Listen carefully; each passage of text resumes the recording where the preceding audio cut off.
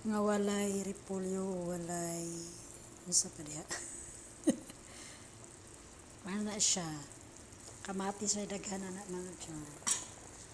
Kamatis ni siya or na ay patatas. Muna akong tinulang manok, muna akong panihapon. Kaya kay ako may makaon mga tiyan. Kaya pa ang akong rice, pinawala. Tanaw sa ta sa gawas kay mga gimingaw na ko aning lugar. Ka ko ano na lang ta. Kay lain na ko din nga bulay. Ano na sa Diyan na po sa probinsya. Parang usa. So magluto na ko ako arap ng pagkaon.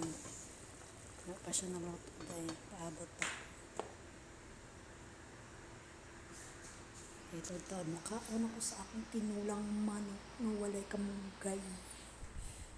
Nga walay sa padiha, patatas, kamatis, o bombay.